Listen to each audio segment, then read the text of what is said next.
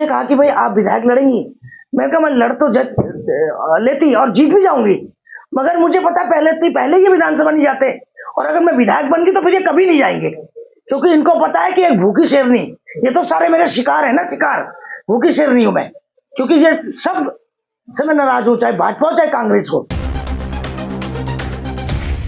मेरा बस चले तो मैं इन नेताओं को ना, मैंने एक जगह ढूंढ, तंजानिया के जंगल पे छोड़ दो इनको, तंजानिया के जंगल पे। उत्तराखंड की समस्त जनता को और हरिद्वार की जनता को होली की हार्दिक शुभकामनाएं। और साथ में मैं अभी रुड़की में हूँ। लोग अक्सर मुझे कहते हैं कि भाई मैं कहाँ चलेगी। मैं सभी लोगों को बताना चाहती हूँ कि भाई मैं काम के लिए 2 साल के लिए बाहर हूँ।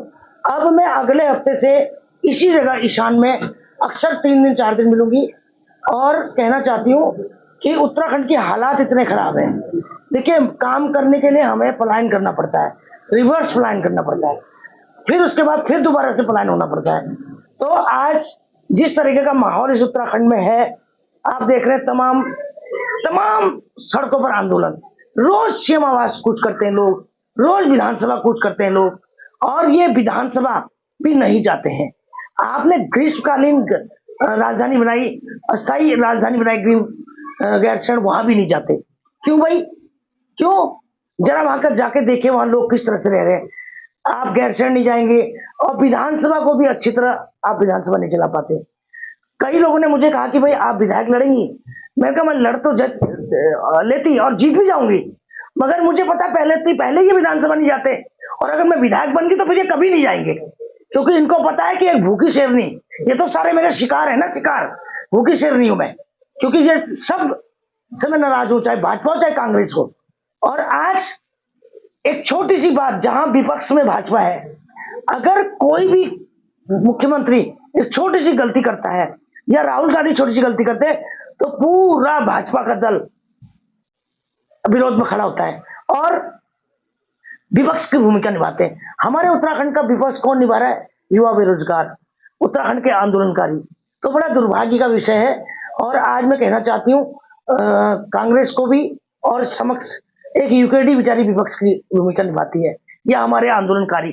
तो मेरा बस चले तो मैं इन नेताओं को ना, मैंने एक जगह ढूंढ, तंजानिया के जंगल पे छोड़ दो इनको, तंजानिया के जंगल पे। तो मेरा तो मन ये करता है नेताओं को बस कुछ भी नहीं, ध्यान भटकाने के लिए। आप देखिए, इतना आंदोलन चल रहे हैं, तो ऐसे राज नहीं चलने वाला। और ऐसी मैं विधानसभा अध्यक्ष से बहुत नाराज हूं कि उन्होंने कोई डिसीजन नहीं लिया। और सबसे ज्यादा नाराज तो मैं इन 2 महिलाओं से हूं, रेखा आर्या। और आप मुझे बताइए, ये दोनों महिलाएं, ससुराल इनके कहां है? एक का शायद बिहार में ससुराल है, एक का बरेली में। अरे तुम 70 तो विधानसभा है, भाइयों का हक मार रही हो, तो वहां से अपने ससुराल से क्यों चुनाव लड़ती भाई? या तो तुम्हारी ठीक है, तुम्हारे किसी का डाइवोर्स हो गया, लड़की मायके में आ जाती है, या पति ने छोड़ दिया, ये भी नहीं है, पति भी तुम्हारे साथ है और डाइवोर्स भी नहीं हुआ, फिर भी तुम 2 सीट क्यों कब्जा करके बैठे हो और काम तुम करते नहीं?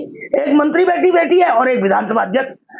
तो मैं इस बार भाजपा को कहना चाहती हूँ, आप सब लोग, क्या उत्तराखंड की कोई महिलाएं नहीं आपके पास है? आप मुझे बताइए, ये लोग सीट कब्जा, वो बरेली क्यों नहीं जाती मेरे कार्या? ये क्यों नहीं अपने बिहार से चुनाव लड़ती है हमारी विधानसभा अध्यक्ष, जब तुम्हें यहाँ कुछ काम ही नहीं करना है?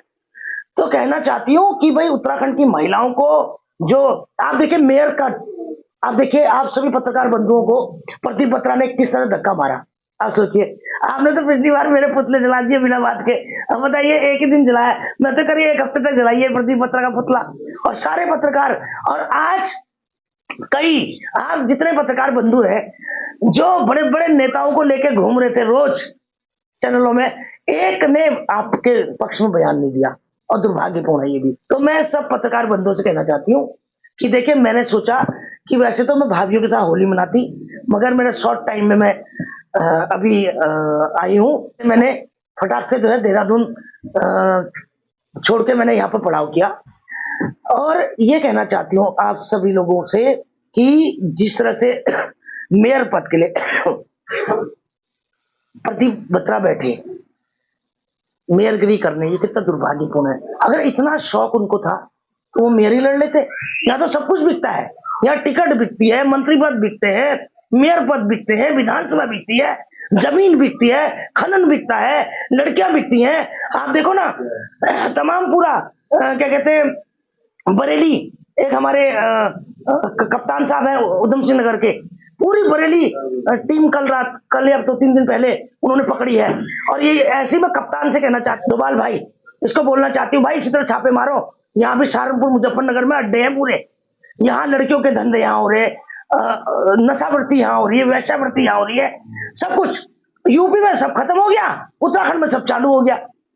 सारा यूपी का जितना भी करप्शन, हरियाणा का सारे क्रिमिनल यहीं बैठे, सारे नशापत्ती यहीं बेच रहे हैं। उत्तराखंड को उड़ता पंजाब की जगह उड़ता उसका उत्तराखंड बना दिया। ये दुर्भाग्य की बात है। देखो मैं तो बोलूंगी मेरे पे मुकदमे करो, तुम कुछ भी करो, और करके तो देखे, फिर मैं बताऊंगी, स्टार्ट ये करें फिर खत्म मैं करूंगी। अगर सच बोलने पे, अगर छोटी छोटी सच बोलने पे आप पत्रकार भी डरते हो, डरने की जरूरत नहीं है। आप लोगों को सच्चाई दिखानी पड़ेगी, आप दिखाइए, जो भी मुकदमा दर्ज करे मुझ पर करे। मैं सच कहना चाहती हूँ। और बरेली में देखिए इतना बड़ा जखीरा पकड़ा गया, इसी तरह हरिद्वार में यही होता है, कितना नशा हो रहा है।